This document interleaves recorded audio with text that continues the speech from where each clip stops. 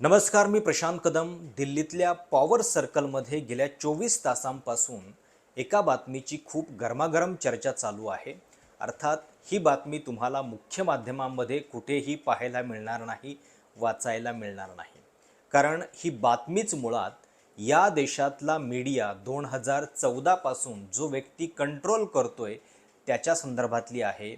पंतप्रधान कार्यालयातले सर्वात बलवान अधिकारी ज्यांच्या एका इशाऱ्यावरती संपादकांच्या बदल्या होतात, ज्यांच्या एका मेसेजनं न्यूज चॅनलचा रोजचा अजेंडा ठरतो, आज काय बातम्या चालवायच्या आहेत याचा ताण गेल्या 10 वर्षांपासून देशातला मीडिया घेत नाही. कारण तो सगळा अजेंडा ज्यांच्या एका व्हॉट्सॲप ग्रुपमधून येतो त्या हिरेन जोशी यांच्या संदर्भातली ही बातमी आहे. आणि चर्चा अशी चालू आहे की त्यांना पंतप्रधान कार्यालयामधून हटवण्यात आलेलं आहे. ही बातमी, याच्या पाठीमागचे संदर्भ आणि सोबतच घडणाऱ्या घडामोडी या इतक्या रंजक आहेत की त्याच्यातून काहीतरी वेगळं शिजतंय का याची सुद्धा चर्चा दिल्लीतल्या पॉवर सर्कलमध्ये सुरू आहे. मुळात हिरेन जोशींचं वर्णन नेमकं कसं करायचं? तुमच्यापैकी कदाचित अनेकांना हे नाव माहिती पण नसेल, माहिती असण्याचं कारण पण नाही आहे, तुमचा थेट माध्यमांशी संबंध नाही आहे. पण मी दिल्लीमध्ये जवळपास 10 वर्ष काम केलेलं आहे आणि मला हे नाव चांगलंच माहिती आहे. कारण पंतप्रधान कार्यालयामधून हिरेन जोशींचे आदेश ज्या पद्धतीनं देशभरातल्या मीडियाला आणि मुख्य म्हणजे मीडियाच्या मालकांपर्यंत पोहोचतात, ज्यांचा एक व्हॉट्सॲप ग्रुप ज्याच्यामधून हा सगळा अजेंडा ठरतो, त्या हिरेन जोशी यांच्या संदर्भातली ही बातमी आहे. त्यांना पंतप्रधान कार्यालयामधून अचानक हटवण्यात आलेलं आहे का? त्यांना राजीनामा द्यायला सांगितलेलं आहे का? त्यांचं काय म्हणजे प्रमोशन होऊन त्यांना दुसऱ्या कुठल्या ठिकाणी पाठवलं जातंय का? याच्या संदर्भात काहीही माहिती नाही आहे. सरकारनं अधिकृतपणे कुठलंही नोटिफिकेशन अद्याप काढलेलं नाही आहे. पण चर्चा खूप जोर धरू लागलेल्या आहेत आणि त्यातच काँग्रेसचे प्रवक्ते पवन खेरा यांनी काल पत्रकार परिषदेमध्ये थेट हिरेन जोशी यांचा नाव घेऊन त्यांच्या काही कथित बिझनेस लिंकचा सुद्धा उल्लेख केला. या सगळ्याची चौकशी झाली पाहिजे अशी सुद्धा मागणी केली. बिझनेस करायला ते कुणी प्रायव्हेट व्यक्ती असते तर कदाचित इतकी कोणाची हरकत नव्हती, पण ते पंतप्रधान कार्यालयातले अधिकारी आहेत आणि पंतप्रधान कार्यालयामध्ये बसून असा ते कुठला कारभार करत होते? काही बेटिंग ॲपशी निगडीत त्यांचं नाव येतं आहे, त्याच्या संदर्भात काहीतरी चौकशी झाली पाहिजे, असा सगळा आरोप जो आहे तो पवन खेरा करतायत. पवन खेरा यांनी हा आरोप केल्यानंतर सुद्धा या संदर्भातली बातमी कुठल्याही मीडियामध्ये आलेली नाही आहे. तुम्ही विचार करा की ह्या माणसाची ताकद नेमकी काय आहे. हिरेन जोशी यांना पंतप्रधान मोदींचे इयर अँड आईज, कान आणि डोळे समजलं जातं. रोज रात्री 11 वाजता देशभरातल्या मीडियामध्ये आणि ऑनलाईन सगळ्या माध्यमांच्या मध्ये नेमकं काय घडलेलं आहे, कशा कशाची चर्चा झालेली आहे याचा थोडक्यात रिपोर्ट मोदींना जातो किंवा जो माणूस पुरवतो त्या माणसाचं नाव आहे हिरेन जोशी. 2014च्या आधीपासून गुजरातमध्ये 2008 पासून ते मोदींसोबत काम करतायत आणि मोदींसोबतचं त्यांचं जे असोसिएशन आहे ते सुद्धा एखाद्या फिल्ममध्ये शोभावं अशा पद्धतीच्या प्रसंगातून झालेलं आहे. हिरेन जोशी हे मूळचे इंजिनिअरिंग प्रोफेसर आहेत. त्यांचं शिक्षण नंतर IIMमध्ये पण झालं आणि नंतर राजस्थानमधल्या भिलवाडामध्ये ते इंजिनियर प्रोफेसर म्हणून काम करत होते. 2008मध्ये ज्यावेळी गुजरातमध्ये एक कार्यक्रम आयोजित करण्यात आलेला होता, मुख्यमंत्री अर्थातच नरेंद्र मोदी होते, त्या कार्यक्रमामध्ये एक टेक्निकल ग्लिच येतो आणि तो पटकन सोडवण्याचं काम हे हिरेन जोशी करतात, मोदींच्या नजरेत भरतात आणि तेव्हापासून हिरेन जोशींवरती त्यांचा विश्वास जो आहे तो कायम आहे. पंतप्रधान मोदींचं सगळं डिजिटल कॅम्पेन किंवा त्यांचे डिजिटल मेसेजेस, त्यांचं डिजिटल अकाउंट हे सांभाळण्याचं, कुठल्या माणसाकडून कुठला संदेश योग्य पद्धतीनं लिहून घ्यायचा, या सगळ्याची जबाबदारी हिरेन जोशी या व्यक्तीवरती आहे. आणि त्या माणसाची अचानकपणे बदली झाल्याची चर्चा गेल्या 24 तासांपासून दिल्लीमध्ये जोरदार चालू आहे. पाठोपाठ याच्यामध्ये एक लिंक पण आहे. कारण प्रसार भारतीचे चेअरमन नवनीत सहगल यांचा सुद्धा राजीनामा झालेला आहे. लक्षात घ्या की नवनीत सहगल यांना प्रसार भारतीमध्ये आणलं ते सुद्धा या हिरेन जोशी यांनीच. आणि याच प्रसार भारतीच्या अध्यक्षांच्या कार्यकाळामध्ये सुधीर चौधरी, जे कधीतरी तिहार जेलमधून जाऊन आलेले पत्रकार आहेत, त्यांना वार्षिक 15 कोटींचं पॅकेज देऊन एका कार्यक्रमाची जबाबदारी जी आहे ती देण्यात आलेली होती. आणि जेव्हा नवनीत सहगल आणि हिरेन जोशी यांचे घनिष्ठ संबंध आहेत, तेव्हा या पाठोपाठ झालेल्या राजीनाम्यांमध्ये काही संबंध आहे का याची चर्चा होतीये. नवनीत सहगल यांचा राजीनामा अधिकृत झालेला आहे. हिरेन जोशी यांच्याबद्दल अधिकृत माहिती, निवेदन, पत्रक अद्यापही आलेलं नाहीये, पण चर्चा ज्या आहेत त्या जोरदार रंगत आहेत. आता या सगळ्या संदर्भात काल काँग्रेसचे प्रवक्ते पवन खेरा यांनी काय म्हटलेलं आहे ते ऐका. अब देखिए, सरकार को इसमें खुलासा तो करना पड़ेगा. हिरेन जोशी कोई छोटा नाम नहीं है. प्रधानमंत्री कार्यालय में सबसे मजबूत, सबसे ताकतवर व्यक्ति, जिसने इस देश के लोकतंत्र की हत्या में बहुत महत्वपूर्ण काम किया, आप लोगों को का गला घोंटने का बहुत काम किया है,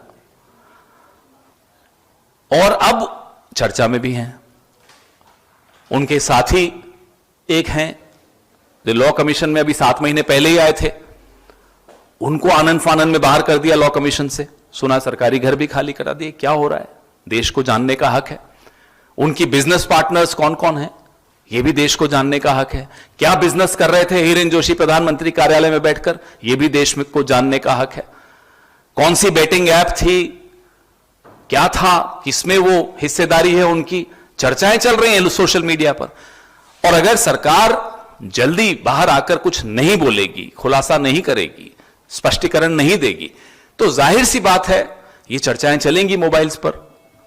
भले आप कितनी ऐप्स ले आइए, जो लोगों को जानकारियां मिल रही हैं प्रधानमंत्री कार्यालय से ही मिल रही हैं, तो वो जानकारियां सबके पास जा ही रही हैं.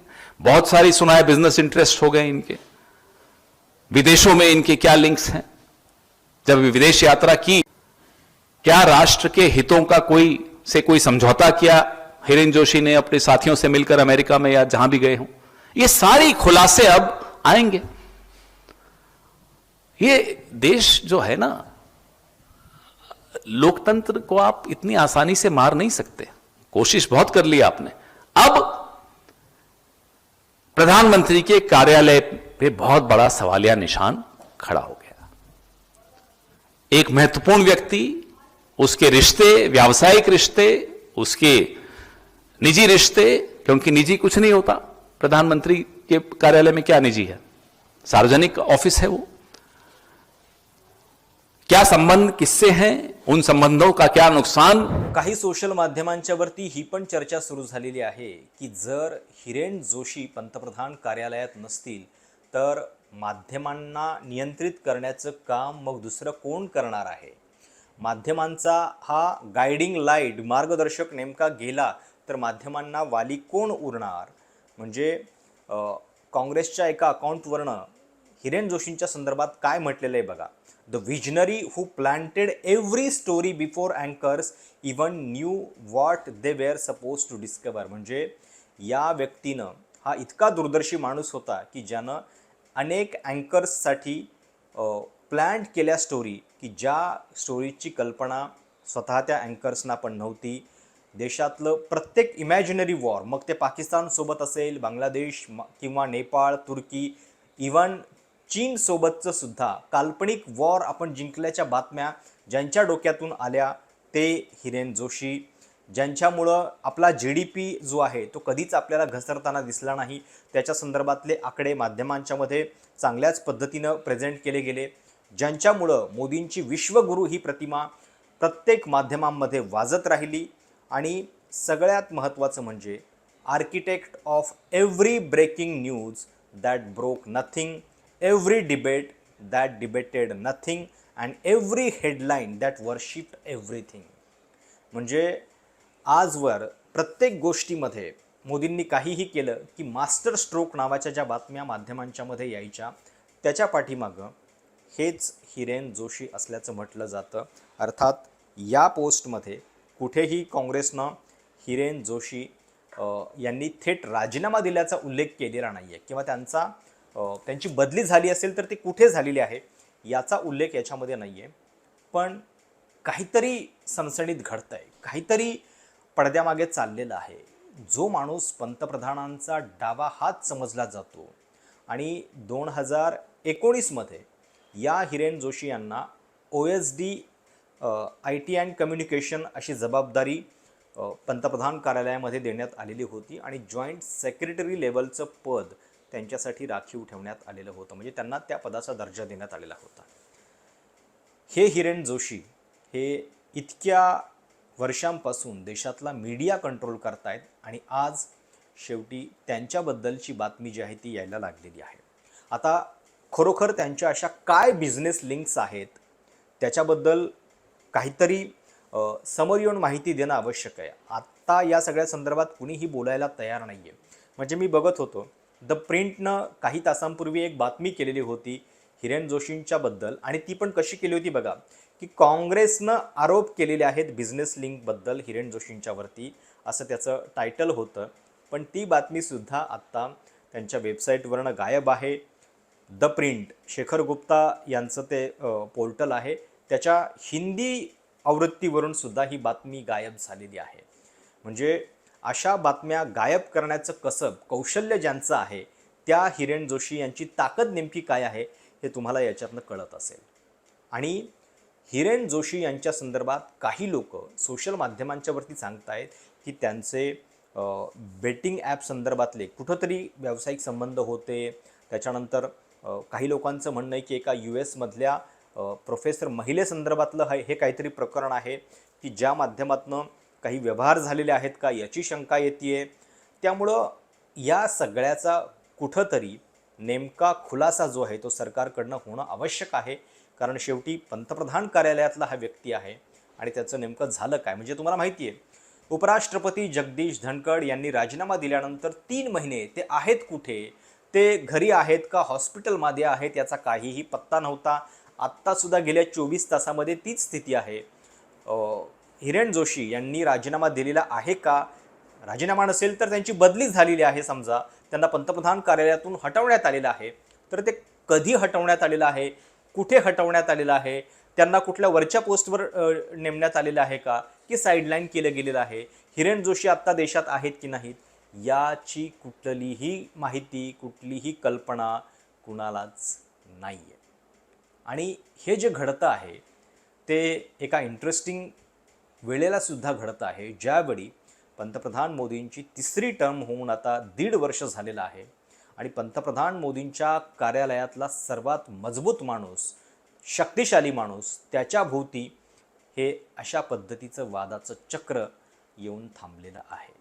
आता खरं तर हिरेन जोशी नसतील तर भारतीय माध्यमांची अवस्था जी आहे ती फार वाईट होणार आहे. कारण इतक्या वर्षांपासून त्यांना काहीतरी बातमी शोधण्याची, न्यूज डिस्कवर करण्याची सवय जी आहे ती त्यांची निघून गेलेली आहे.